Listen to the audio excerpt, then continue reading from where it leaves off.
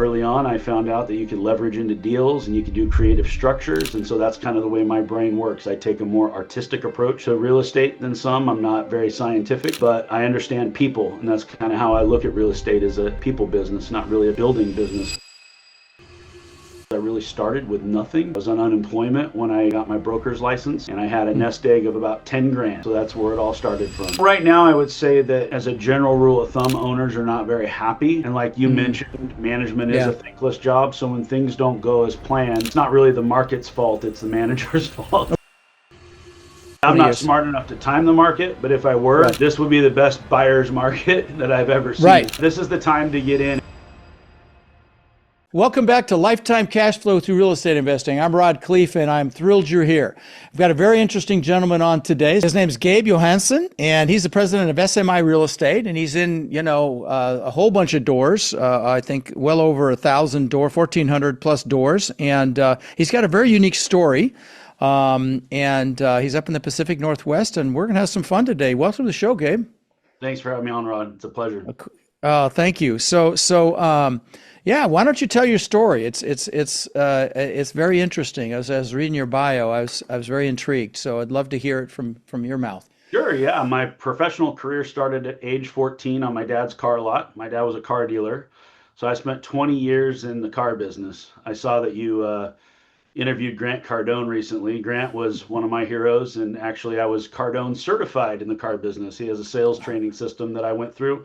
Actually, I had a phone call with him once. It was one of the most interesting calls I ever had, where he called me and asked me to get on the loudspeaker and ask every single person in the car dealership to log onto their computer and vote for him as the #1 sales trainer in the U.S. So I always appreciated Grant's hustle. He's a funny guy. I laugh my ass off. He's been on the show twice. I laugh my ass off every time I talk to him. Yeah. Amazing story. But no, I spent 20 years in the car biz. Car biz that's a difficult way. I guess all business can be hard, but we were selling Nissans in Salem, Oregon. So we were a tertiary brand in a tertiary market. Sounds probably more glamorous than it was. All my friends thought I was rich, but I really wasn't. I was just hustling and learning how to work the long car hours. So yeah, I spent 20 years in car biz. I was a teenage parent, so I got my girlfriend pregnant, and we had our first baby my senior year of high school. I got married in between my junior and senior year of high school. Wow. And so I had a family to raise. So I only did a couple of years of college, and then I had to learn how to produce. So that's how I did it. I learned sales and marketing through cars. And after 20 years doing that, my dad was ready to retire. It was supposed to be my business one day, but ultimately that wasn't in the cards. And so I didn't really know what I was going to do with my life after that. Had a friend in real estate who owned a property management company and real estate brokerage, which I own today. And he pulled me aside and said, "What are you going to do when you're done with cars?" And I had many offers to stay in the car business, but I wanted to do something different. The car dealership was really my dad's dream. He always, it's very difficult to become a new car dealer. And so he achieved a lot for where he worked his way up from a car salesman to owning a car dealership. But I had a different dream. And so my friend invited me in, and he hooked his desk to mine, and I became an apartment broker. And so come to find out, if you can sell cars, you can sell just about anything. And so he taught me how to underwrite deals, how to look for deals, how to do deals. And so that background, every single day you're trying to put car deals together. And in the world I lived in, most of the people buying cars really didn't have the credit to or the money to afford to be buying the cars they were buying, which is one of the things I really didn't like about the business. But I had to be constantly thinking of creative ways in order to put people into the cars they wanted to drive. And so that translated over to real estate. And, early on, I found out that you could leverage into deals and you could do creative structures. And so that's kind of the way my brain works. I take a more artistic approach to real estate than some. I'm not very scientific, but I understand people. And that's kind of how I look at real estate, as a people business, not really a building business. So I took that in. I started doing apartment brokerage, found some success in that, and ultimately ended up buying the brokerage that I was working for. It was just a few of us brokers when I got started. We've grown that today to 50 brokers, and so that's the SMI Real Estate Company. We do commercial and residential now with an emphasis on multifamily. So multifamily has always been kind of at the center of everything for me. About 5 years into owning the brokerage, The people who had sold me the brokerage also owned a property management company, a large one here in the Willamette Valley, and they wanted to retire from that, and it worked out for me to be able to buy the management company as well. So I picked that up and bought another large management company out of Portland, and today we manage around 5,000 residential doors. So I've been in the property management biz for about 5 years, but my investment career started a little over 10 years ago. My mentor, Brian Miles, who brought me in, he told me he wasn't going to teach me real estate unless I was going to be an investor. And my first question to him was, can we skip the brokerage part and go straight to investing? Because that sounded more exciting to me.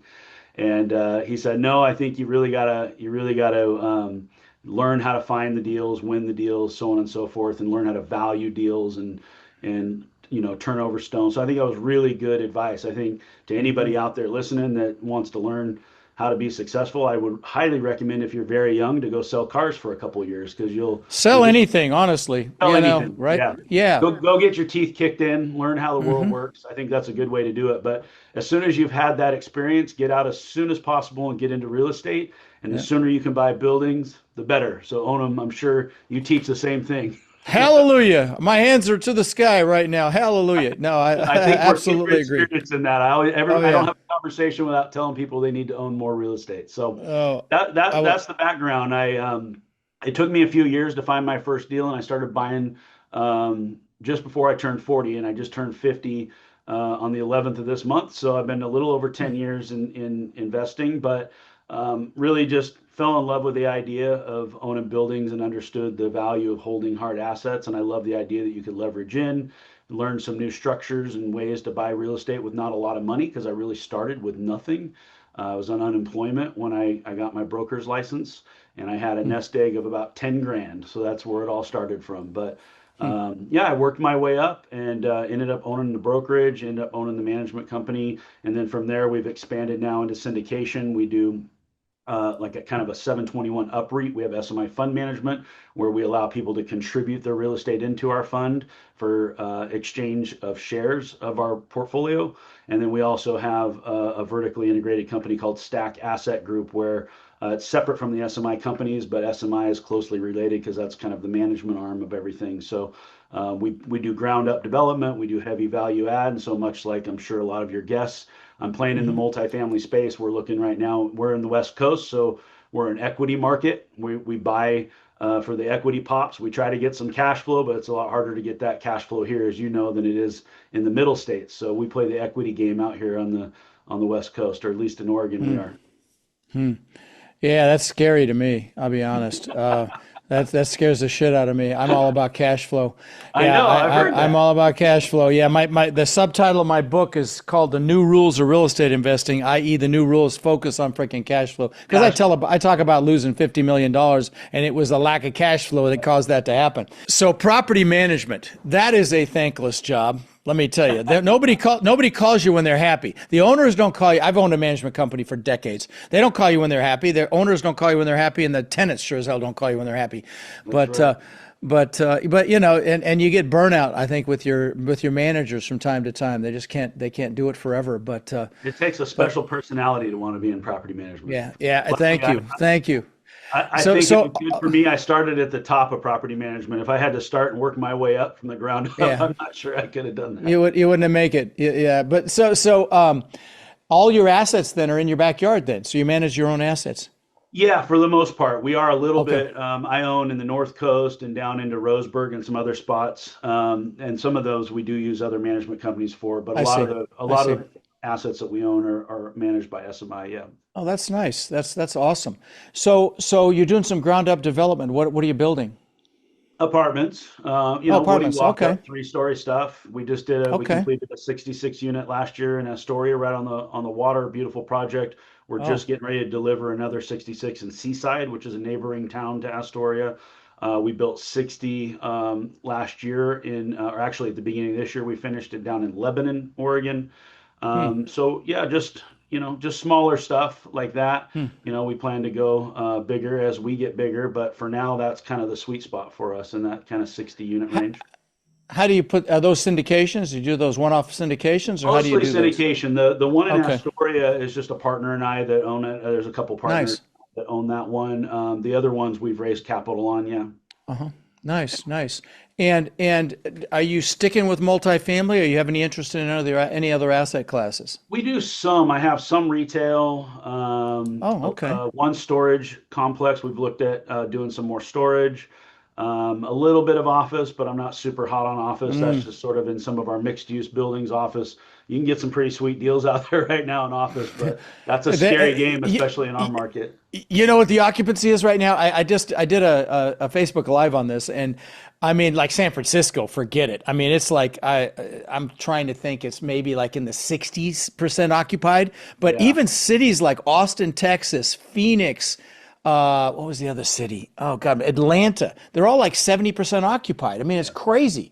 And I mean, you office, and here's the problem with office. You really can't put much else in it. Maybe you could put storage in it, but you're not going to turn it into apartments. People are like, oh, we'll convert to apartments. No, because there's interior offices. There's no windows. There's no, the plumbing it's cheaper to build. yeah, So cheaper to knock them down and start yeah, over. yeah, yeah. So yeah, stay out of office. But I love have you ever? multifamily. When I coming out of the car business, the way I related it was when I sat with my mentor. He said, I asked him, I said, if I owned 100 units, how many people would pay me rent every month? And he said, well, you'd probably get like, 95 rents or something. And in my mind, I thought if I had 100 cars on my lot, I had to sell every month, and I sold 95 of them, that'd be pretty good. And Yeah. so I fell in love with multifamily right out of the gate, Okay. knowing that very high occupancy rates. Somebody leaves, it's pretty easy to find another tenant for that space. Yeah, yeah. Now I'm actually looking at senior housing as well. Closing on my Yeah, first ALF a couple of months ago. I mean, that's a tidal wave of people, getting old. yep, So, that's something I'm very interested including in. us. But yeah, well, thank you. I 10,000 people a day turning 65. I'm one of them. Turned 65 in January. So yeah, but yeah, no, it's and you got to pivot. I mean, there's some real pain right now in the multifamily space, and Yes. and even with new development, I'm sure it was harder to raise money than it has been. Yeah, I've got a fundraising buddy. is much harder right now, and Yeah, getting the debt, and just, I mean, all in all, all of everything the it. last few years have been super hard. Yeah. You have any predictions for the future? I'd love to get your opinion. As far as interest rates, things like that. I mean, I hear some people say the Grant, for example, thinks it's going to be down around under where it was before next year. I don't believe it, but I hope he's who knows? right. Yeah, I do too. I do too, but I don't know. I mean, we've I got don't, a I real don't, I don't think that will happen. My right. prediction is that it will come down, but I don't think we're going Hmm. to see those kind of rates. I think if we do, we've got bigger problems. Yeah, But yeah, I'm not the expert on that topic. I think that rates are yeah, already coming to the point where we can transact again. Owning a yeah. brokerage, especially commercial focused, it's so rate driven. Transaction volume has been way down. So just to be able to see deals happening again is good. I read this morning that somebody came out and said we're kind of in the top of the first inning for this recovery of this cycle. I would tend Mm, to agree with that. I think we've been dragging the bottom for a little while, and I feel like we're coming out the other side. We're seeing some valuations come back up, inching up a little. We're seeing units are filling. They're just not filling at COVID type rents. We have had to deal with a lot more vacancy and just doing a lot more mhm. concessions and that sort of thing. So it's definitely been hard from the transaction side and the management side to keep the units full. But all in all, I would say fundamentals are overall fairly healthy, but you can totally sense that on Main Street, people are hurting, that there's not as much money out there. How's your landlord tenant law? I mean, you're in effectively a blue state. Yeah, would you call it a blue state? I mean, Yes, we are yeah. 100% a blue state. Yeah, in our So area so right here where we're at, it's a little more purple, but definitely Portland okay. and other, when the Uh, West Coast tends to be more liberal. We right, have very, very difficult landlord tenant laws. We were the first state in the United States to have statewide rent control. right, And right. so that'll tell you something. But typically, we follow what Washington and California does. I would say it's an easier market than Washington and probably California also, all in all. But we do have very, very strict landlord tenant laws. How long does it take to get somebody out of an apartment there? Not as bad as Washington. Washington can Okay, be months, but we can actually still evict on non-payment, or you typically you're going to have to get a court date and everything. After COVID, everybody was afraid that we were going to have months and months of backlog going into court right. for evictions. And what actually happened was they were getting them in very quickly, and people were getting evicted within days of the time that our eviction moratorium was lifted. So they I put see. a restriction that you have to have at least a 30-day gap between your hearing happens and when you file. And so they built more time into it because it was actually moving faster than what everybody was going to be expecting. So 3 months, 6 months, how long does it take to get somebody out? Um, I'd say you can usually do it in a couple of months. Just a couple of months. Okay, so Yeah. I'd heard horror stories like I don't I'm trying to remember where it was. It was like a year to get somebody out, and that's like, I mean I've heard you of can't those serve. stories in Washington, and it certainly Yeah, happened in Oregon as well. But as a general rule, if we make sure our I's are dotted and T's are crossed, yeah. it's not that bad. Yeah, I tell my students in my boot camps, if you want to see real pain, go to eviction court and watch the glee on the judge's face when he realizes somebody did their paperwork wrong and he Yes, throws the exactly. shit out. And if you want to maybe snap up from a pissed off owner, that's the place to go. But anyway, yeah, I've seen that time and time again. So you manage 5,000 units. Are they all larger multi, or do you do anything from single family on up, or what's the breakdown on your property management company's It's mostly asset man? multifamily. We do some commercial buildings too, but Okay. we're kind of specializing in the 5 to 50 unit range. Mm, We do larger community properties as well. Most mm, companies our size are 50 plus because they want to have on-site staff. But right. we corporate manage probably around 2,000 of those 5,000. So a very high percentage of what we manage does not have on-site staff, which adds a whole nother layer of complexity Oh to it. yeah, Yeah, yeah. I mean, that means you got to go show the units. That means exactly. you got to coordinate the maintenance. Now, maintenance is a profit center, obviously, but you're going to charge more on your management fee, upwards of what 10%, even 12%, I suppose sometimes. Honestly, our fees are not that high. Our fees No, range usually from about 4 to 8%, depending on the size okay, of the property. I'd say we average in the 5-6% range. wow. So yeah, it's a benefit to the owners, and we do run our own in-house maintenance. I've got about 60 maintenance guys on my team, Hmm. and I feel like it's a value add because we can provide that to our clients as well. That we're not charging as much as a contractor would charge. I've got guys ready to go every day. We're able to get in a unit, within 24 hours, have the locks changed, and start the turn process really, really fast. Right. Yeah, so Which is super important, yeah, because, every day that unit's down is money lost. money lost. Um, yeah. So what are your biggest hurdles in on the management side that I don't people might not be aware of? I'm just curious because I haven't had very many property management companies on the show or people that own a property management company. I mean, the fact that you're vertically integrated is a huge benefit because I think some of the most successful operators I've met out there in this country are the ones that are vertically integrated. They're geographically specific. They handle their own maintenance. They're eyes on all the time. For a year like your 1,400 plus units, it's a real benefit. But what hurdles do you encounter? What sorts of crap comes up?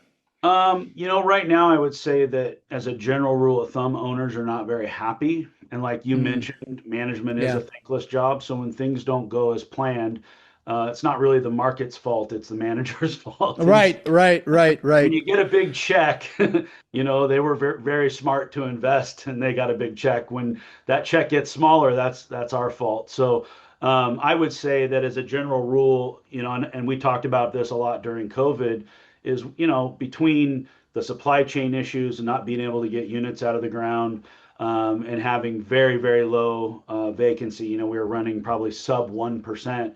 We could just Mm, name our price. So an owner could pick whatever rent, or we could pick whatever rent we wanted and pretty much get it. The risk of that, and we noted it at the time it was happening, was this was all happening in a vacuum. And so we knew that coming out of COVID, we may not get those rents again, which we're not. right, And so right. on turnover, it's a very difficult conversation to have when somebody moves out at one rent and you're not able to rent it right away for that same rent again. And you start offering concessions and lowering the rent back down. We're starting to see that, rents are probably hovering around where they were maybe 4 or 5 years ago. Yep. So kind of all of that froth burned off, and we're kind of back as a reset. So we held on to some of it, but just in our market, as an example, we were just breaching that $1,000 a month mark on like a vintage 2 bedroom, 1 bath. Mm. Today, that unit rents for maybe $1,200, but at one point we were getting almost $1,500. So Yeah. it's hard psychologically to remember if you were to go back and look at, well, if we came from 1,000 and now we're at 1,200, we might be just a little behind the curve of where, I think sustainable growth curve would sit. Oh, good Um, way to say it. Good way to put it. Good way to put it. yeah, Yeah. it wasn't sustainable. You can't go from Right. 1,000 to 1,500. It just doesn't make any We sense. saw it all over the country. I mean, I remember when rents here in Tampa went up 30% in 1 year. 1 year. I mean, Yeah. 1 year. I Yeah. mean, it's just staggering. But one of the other things that's an issue for a lot of operators is the expense ratio has gone way up. I mean, Way up. payroll has gone through the freaking roof. I mean, to hire maintenance, I'm paying insurance, taxes, but payroll. Hell, I'm paying maintenance supervisors. I don't know what you pay there, but it went from $28 to $40 an hour, Yeah. Yeah. and in some cases, and so. That debt rate, that expense ratio, used to be an average of 50%, but it's gone up. I'll tell you something else. How many of your assets that you manage have an on-site manager? Not a lot, Um, or well, I would say that about 3,000, I would say over half of our doors are okay, can. okay, all right. So one thing I noticed, because I had to step in and take over asset management of 23 assets that my ex-partner, piece of shit, ran into the ground. Don't get me started. And so I stepped in and I had to hire big national management companies to come in and help manage. And you know what I noticed?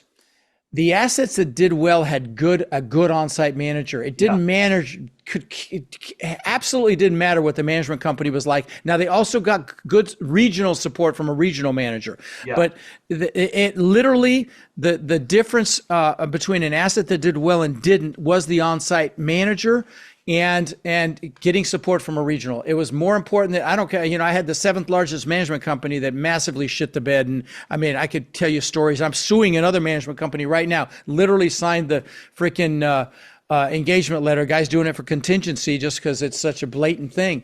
And so, but really that on-site person makes all the difference in the world. Would you Yeah, you can agree? have the best systems on the Right. planet, but if you don't have the right people, it just doesn't work. And I've experienced that in my own projects. I own a property up in Troutdale, Oregon, near Portland on the east side. And we had a really great on-site manager there, and we always ran that almost full all the time. Right. Expenses were under control.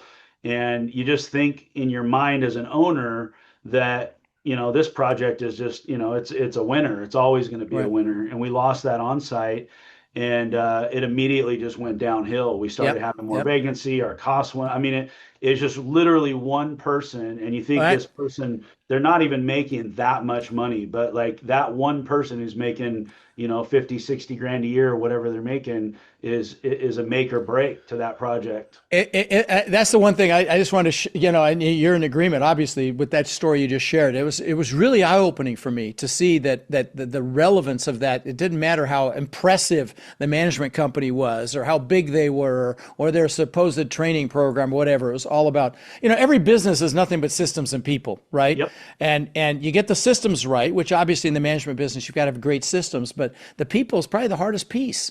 It And is. and I've hired hundreds of people, and you think you're doing a good job on the interviewing, but one thing I have noticed, and I'm sure you have a culture of this as well. You need to empower them, you need to validate them, you need to educate them, you need to praise them. When I go to one of my assets, I'll bring thank you cards, and I'll put $500 in thank you cards, and I write in there, we consider it a blessing to have you on the team, or and man, they'll die for you when you do stuff Yep. like that. And it's not just the money helps, but I'll tell you, I think the message is even more important. And building that kind of a culture where you show them you care about them. Yeah, they're really doing a hard job that nobody Right. else wants to do, and you Yeah. got to take care of them. You're right. It's Yeah. all about the people. Yeah. Yeah. So, what do you do to maintain reputation management? Because you'll get tenants that'll complain. They took them 2 days to fix my air conditioner or a heater or whatever. What do you do for reputation management? I'm just curious. I mean, I know what I do. I want to hear it come from you, though. Yeah, I would love to hear your take on this one. Okay. Okay. One of my partners and I always talk about if we do need to hire a property manager outside of the SMI footprint, we'll look at their Google reviews, and if they have more than 2.5 stars, we won't hire them because we figure it's all got to be phony. They're not really Oh, managing any properties. So, now, it's I'll a tell you set what we do is we get those pop cards. Are you familiar with those? So pop we give card. them, yeah, it's a pop card, and it's tied into the Google account for the asset. You can buy them, and they're already pre-labeled with a what do they call the code? The QR QR code, code. Yeah. and so somebody can put it on their phone, like the maintenance guy, he does a maintenance request, and the client's happy. Oh, thank you so much. Hey, will you take 2 minutes and leave me a review, because we got a contest to see, and they can literally go and do a Google review right then, and they have them do it right then and there while they're waiting. That's been really effective for us, and we'll do a contest. Whoever gets the most 5-star reviews in a certain period of time gets $1,000 or $500. So that's been really helpful for us. I, is those I love pop I love cards? that idea. I Yeah. have tried some reputation management software and some other companies and stuff to see if we could try to get more people to respond. I think one of the obvious problems with Google review is, you turn a tenant down because they have a criminal background or they don't have the Mm, income requirement, and then they give you a bad review, and they were never really your customer. They were just somebody who wanted to be yeah. a customer and couldn't be. And Yeah. so I think that I don't know how You got much. to respond. You got to respond to those, though. It's Yes. critical you respond to those, and just say, hey, this guy wasn't a customer or whatever. But I'll tell you, the key with those pop cards is that you have them do it right then and there. Don't say, I'll do it later. Say, no, can you do me a favor? Do it right now. And Yeah. then it happens, and it's very effective. It's been good for us. That's But great advice. I yeah. love that. Oh, thanks. So what's next? Are you going to develop any other stuff? Are you looking to develop some more stuff? Yeah, I think that ultimately for me, my selfish purpose in owning real estate companies is I wanted to own more assets. And so I built the machine for myself, but also for our clients, our investors. And so, it's grown bigger than me at this stage. And we want to continue to build out. We've got two big companies that we're growing now. One is the SMI fund management side, where we do the 721 exchange. The other one is Stack Asset Group, where we're building. And both of those companies, we launched, the SMI fund management company about 2.5 years ago. Stack was born about a year and a half ago. Probably by second quarter of next year, each one of those will be at about 100 million in assets. So we're growing relatively quickly. For me, it's just all about building out the team. And so I've spent the last decade not only building the businesses, building the portfolio, but also finding the right partners to come along, because I play one role on the team. I'm really good at attracting, smart, talented people and keeping people pumped up and understanding kind of the vision of what we're doing. But, I'm not a spreadsheet guy. I don't want to sit and study up, owner statements all day long and figure out which property is underperforming. So I'm not a detail guy. Like I said, I'm more of a real estate artist from Same. that side. Same here.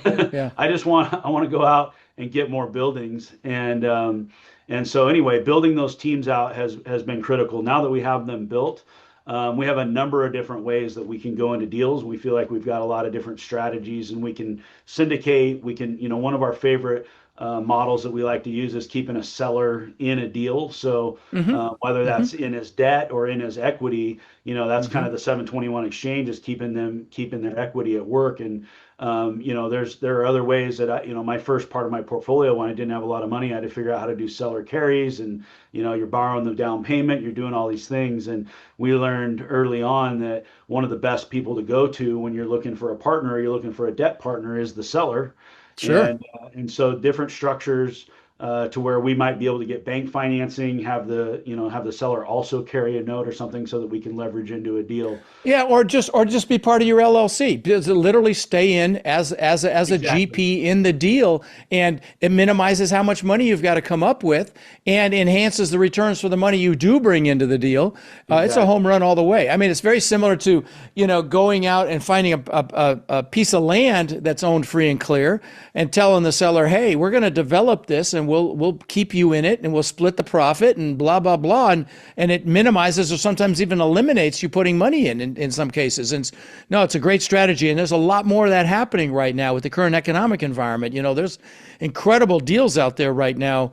I mean, I'll give you an example. We've got a 200 unit asset in San Antonio The one right next door sold for about 43 million in 21 or 22. Banco now, they're down to 28. It's beautiful. It's on a lake. Same vintage as the one we have. It's 97% occupied. And the numbers still don't make sense until it comes down to about 24. But it went from 43 to freaking 28, and it's going to be, I think we'll get it at 24 if it comes down. And so, some incredible opportunity out there. We're seeing it. And so, very excited about possibilities, and also excited about senior housing as well. I just think that's kind of a no-brainer over the next I always say I'm 20 not years. smart enough to time the market, but if I Right. were, this would be the best buyer's market that I've ever seen. Right. Thank This you. is the time. This is the time to get in, and we are doing what you're talking about. We're finding a lot Yeah. of entitled land where Right. somebody has had the dirt for a while. They've got their Right. plans. It's ready to go. It's permit ready, but they don't. They either can't raise the capital to do it. They can't find a lender partner, and so Right. you bring in a team that's got some better Well, relationships or connections or sophistication, and we can come in and just say, hey, just stay in the yeah. deal with us. We'll let you make a lot more than if you're to go sell the dirt. And Yeah. by the way, you're not going to sell the dirt anyway because nobody's just going out and really buying dirt to build on right now. So No. No. And that, which is why, this absorption issue that we've been dealing with is going to go away because nothing's really being built right now. So, it's and, already and going away. We got a little yeah. ways to Yeah. go, but it's already Right. going away. Yeah. Yep. Yeah. Yep. Yep. Well, listen, brother, it was a pleasure to meet you. I love your energy You as well. yeah, and I know you're going to continue to do great things, and I appreciate you coming on. It's a shame you couldn't come into the studio here, but hell, you're We'll about do as that. We'll do that. far I'll away make as it you can out to get. Florida. What Yeah, part all of right. Florida are you in, Rod? I have homes in Sarasota and in Miami. Yeah, Okay. but yeah, and studios now in both as well. So yeah, that's. But Gabe, it's a pleasure, my friend, and let's stay in touch. All right. Sounds good. All Thanks for right, having me on, all Rod. right, absolutely. Thanks.